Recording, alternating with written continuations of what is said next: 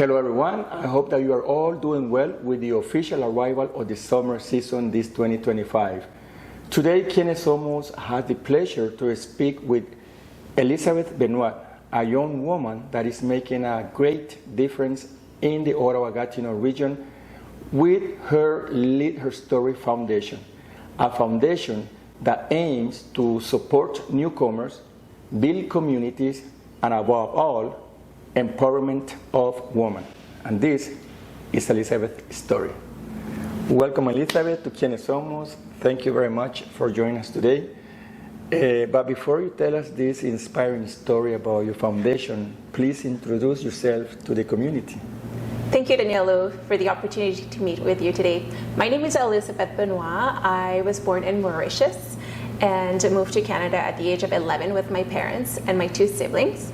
I am a mother, and at the moment I am dedicating my time to my family, to my full-time job, as well as to serving the community through Lead Her Storty Foundation.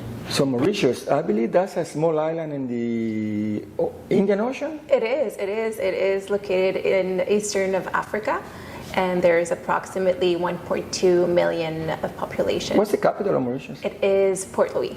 And I believe you guys speak French too? The official language, both official languages are English and French. Oh, like most Canada. people Oh, speak wow. Creole. Yeah. Oh, wow.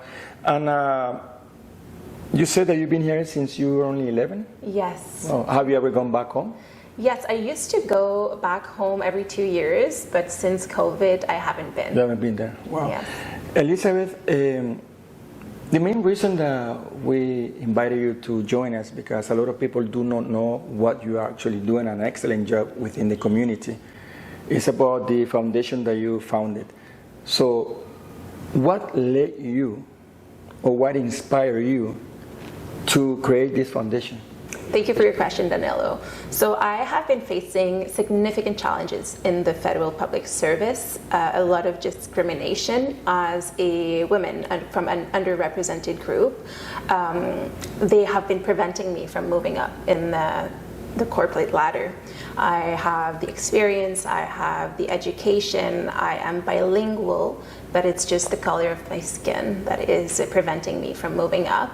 And after doing some digging, I realized that it is happening to a lot of other women from underrepresented groups. And for this reason, I have decided to found a Lead Her Storty Foundation, because it is not only in the public service. I've realized that it is happening in healthcare, with childcare, as well as in the judicial system. And I've decided that if we want change to occur, I need to get involved. We all need to get involved. Elizabeth, I always say that people like you, or perhaps people like me, are led to create something to make a change. And I knew it from the beginning. I asked you what led you, but somehow I had the feeling that it was something unpleasant that may have happened to you personally, or you have seen it happening to a member of your family or a friend. And I'm not surprised that you're saying that what pushed you, led you to create this foundation is about basically discrimination, right? Yes. Now, and I believe that it's not even about how much experience you have. It's about the color of your skin, a little accent that you may have, and because where you come from. Yes, you're totally right. You're totally right. And it is the system that was built this way on purpose. Because I remember that I had an interview.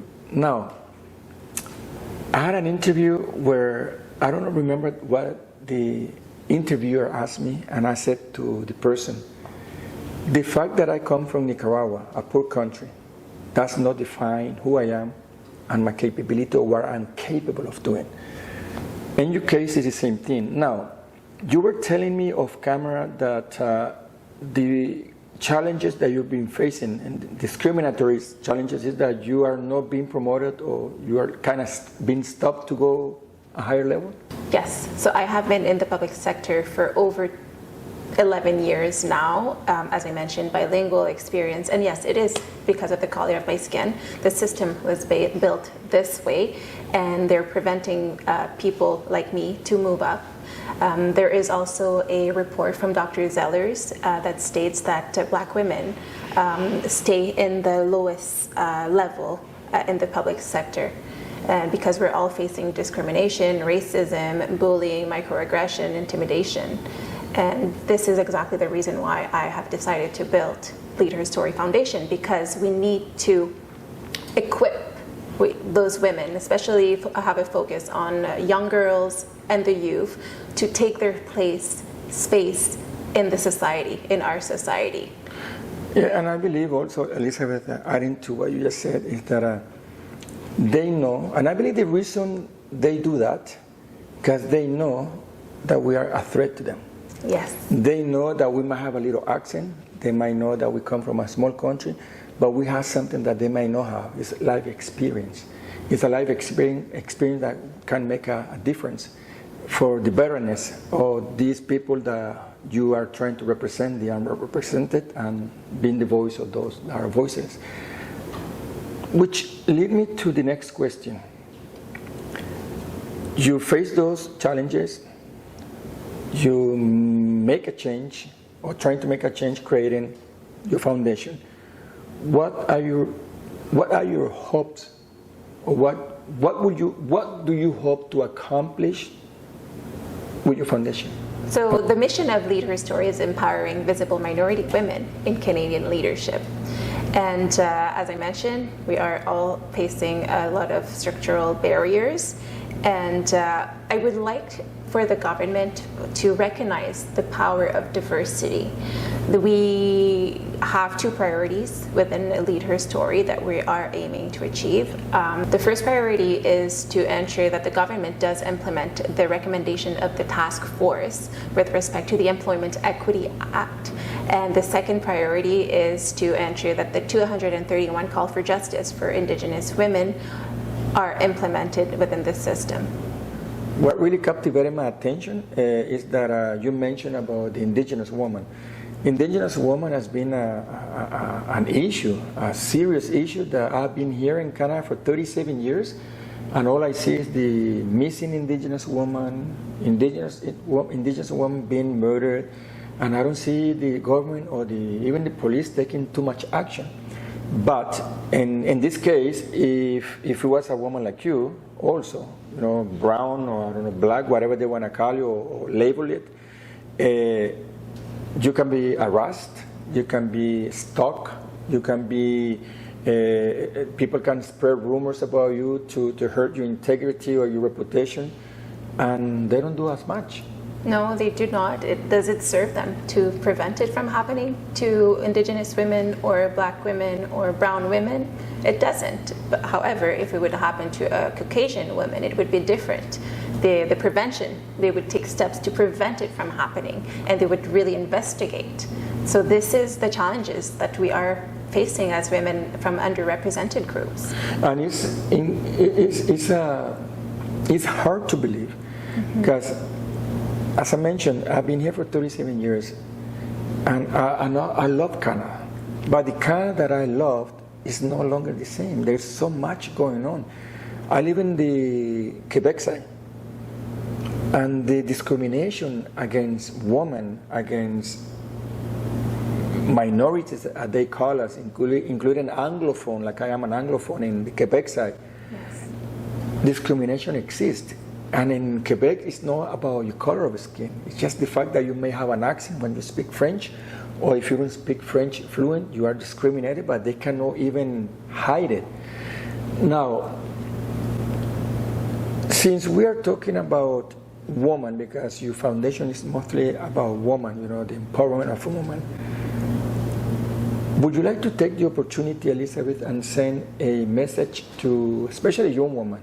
Like you say, they're the future of this country.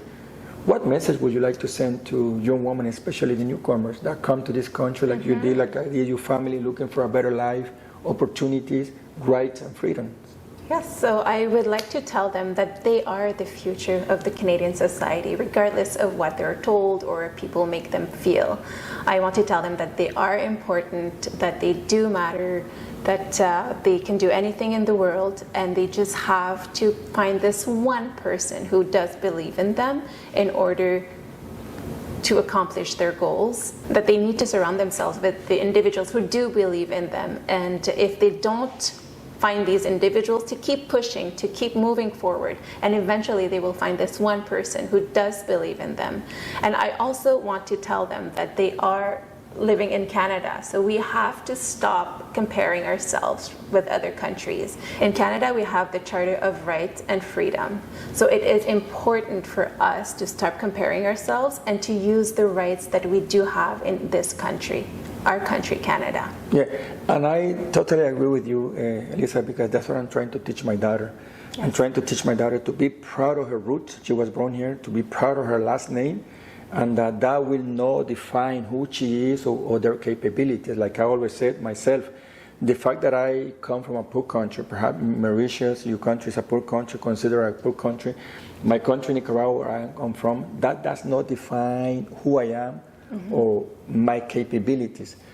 Now, if young women, newcomers, or in general, wants to get involved with your organization and your foundation, how can reach you, where they can see more information? Yes, I would like to invite them to follow me on Instagram. It's called Elizabeth Benoit for MP. And do you have a website, I believe, also? I do have a website. It is called Lead Her Storty Foundation.ca. Now, since you mentioned, I want to emphasize that really brief. You mentioned that you can be found on Instagram as Elizabeth Benoit for MP. Yes. You are passionate about these challenges, and I know that led you to become a candidate for member of the parliament in the past recent election. Tell us a little bit brief about that experience. It was a great experience. I got the chance to meet a lot of inspiring individuals. I networked a lot. I learned a lot about the various challenges that Ottawa, Vanier, Gloucester communities are facing. So you were in the Ottawa Vanier region, right? Yes. Yeah. You were as an independent, right? If not mistaken. Yes, I was running as an independent candidate, yes. Would you consider run again in the next election? Oh, definitely, because they still have a lot of work to do. Federally. What about provincial? Who knows? We never know. Councillor? Maybe. Who knows? Well, all I have left to say is that for those that saw this interview, especially young women, if you want to get involved and make a difference and make these changes that are urgently needed, that will benefit women and in general society too, because not only women are facing discrimination, also men and new immigrants for various reasons. Get involved. Contact Elizabeth, go to the website, go through the Instagram, and we can make the difference, because I believe Mahatma Gandhi said, if you want change, the change starts from within yourself, and you are already doing that. Exactly. So get involved, and all I want to say to you is thank you again for joining us today. Thank you for the message. Thank you. And all I wish upon is that you will accomplish those goals and blessing and prosperity for you and your family. Thank you very much. Thank you so much for having me. And sky is the limit. Until next time.